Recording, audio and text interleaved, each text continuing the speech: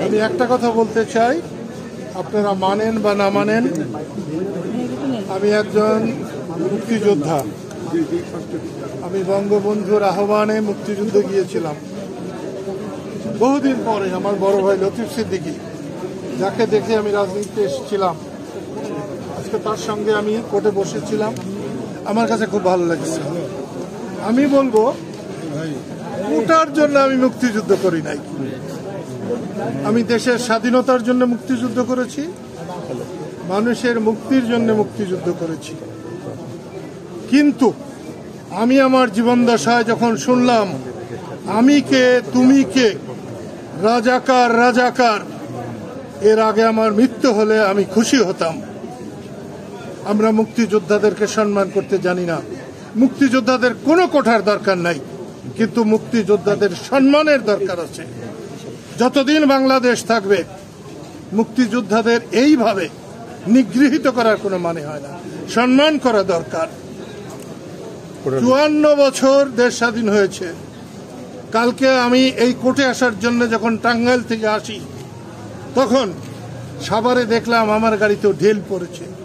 আমার একটু কিছু মনে হয় নাই।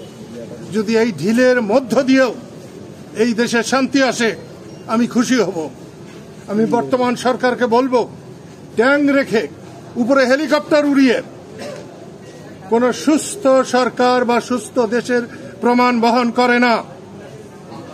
আমি বর্তমান সরকারকে বলবো, এক্ষুনি আপনি সর্বদলীয় একটি সম্মেলন আহ্বান করেন, সেখানে সবাইকে আহ্বান করেন। শুধুমাত্র 14 দল বাংলাদেশ না, শুধুমাত্র আওয়ামী লীগ বাংলাদেশ না, শুধুমাত্র বিএনপি বাংলাদেশ না, শুধুমাত্র জামাতের বিরুদ্ধে কথা বলাই বাংলাদেশ না। আমি সবাইকে অনুরোধ করব, মানুষের কথা বলেন। দেশের মানুষ বড় জ্বলছে, পুড়ছে, দেশে বড় হাহাকার চলছে। যারা দিন এনে দিন খায়, তাদের আজকে পেটে ভাত নেই। আমি আপনাদেরও বলছি, আপনাদের মাধ্যমে সারা দেশবাসীকে আমার এই অন্তিম অনুরোধ জানিয়ে দেবেন। আজকে যারা সরকার চালাচ্ছে, এই সংস্কার আন্দোলন তরুণদের এটা কিছু না।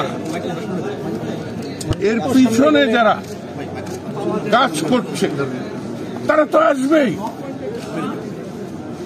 তাই সরকারকে বঙ্গবীর কাদের সিদ্দিকী যে কথা বলেছেন, আমিও বলি যে সর্বদলীয় সম্মেলন ডেকে বলা হোক দেশের এই পরিস্থিতি। আসুন আমরা বঙ্গবন্ধুর আদর্শের, মুক্তিযুদ্ধের বাংলাদেশকে, বাংলাদেশের স্বাধীনতায় যারা বিশ্বাস করে না, মুক্তিযুদ্ধ যারা বিশ্বাস করে না, নতুন রাজাকার যারা গড়তে চায়, তাদের বিরুদ্ধে ঐক্যবদ্ধ হয়ে জনস্বার্থে দুঃখী মানুষের মুখে